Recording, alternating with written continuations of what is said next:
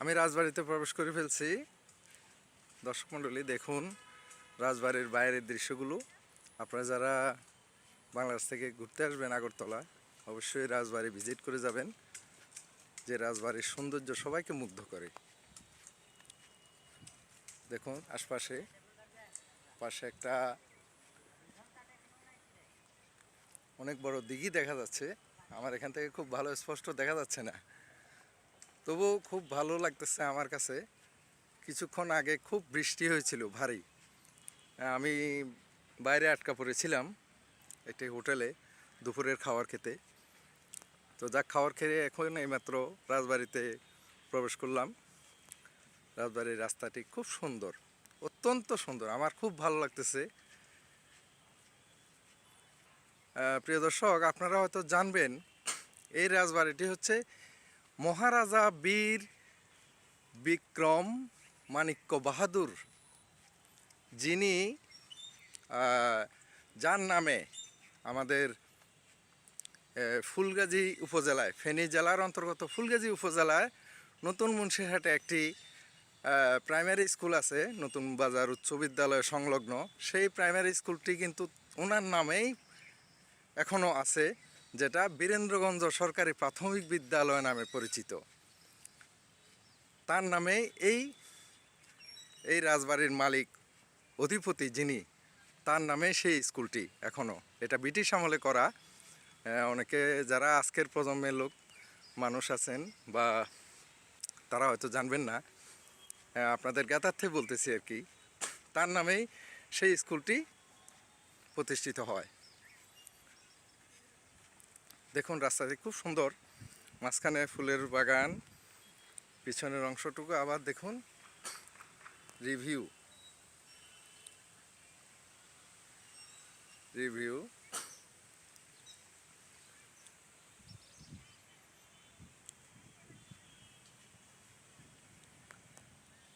রাজবাড়িটা এখন অনেক সুন্দর। আর সবার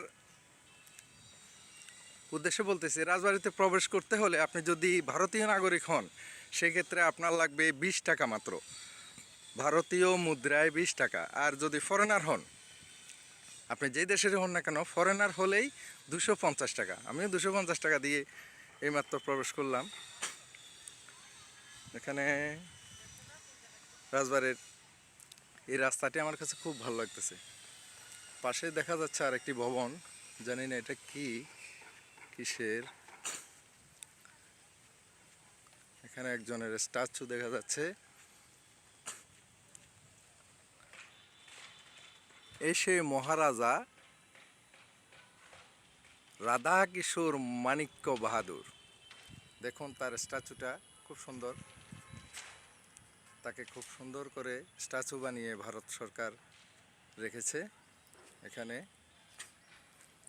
এগুলো অবশ্য কী গাছ বুঝতেছি না।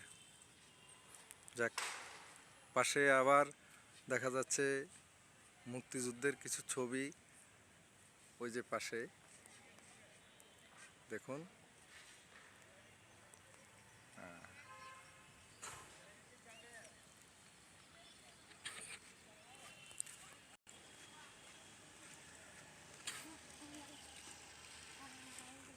এখানে পানি জমে গেছে।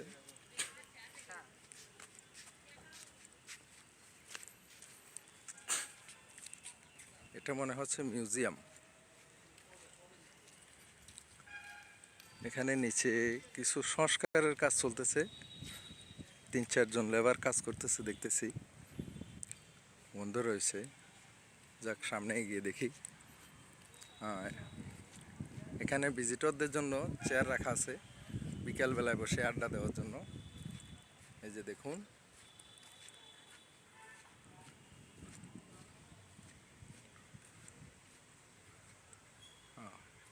Director of tourism. আচ্ছা, পাশের ভবনটা অবশ্য ডিরেক্টর অফ ট্যুরিজমের হয়তো বা অফিস রুম। সেখানে কিছু গাড়ি রাখা আছে। আর ওই যে ভবনটা, এখানে দুটি হরিণের বাচ্চা স্ট্যাচু আর কি। যাক দর্শক মণ্ডলী, আপনি যদি আমার চ্যানেল থেকে নতুন হয়ে থাকেন তাহলে আমার চ্যানেলটি অবশ্যই সাবস্ক্রাইব করুন এবং আমার ফেসবুক পেজে ফলো দিয়ে আমার সাথে থাকুন। দেখা হবে অন্য কোনো ভিডিওতে। আমার ভিডিওটি অবশ্যই লাইক কমেন্ট শেয়ার করবেন বেশি করে, আপনাদের প্রতি কৃতজ্ঞ থাকব। তো দেখা হবে অন্য কোনো ভিডিওতে। আসসালামু আলাইকুম, good buy from Agartala, India.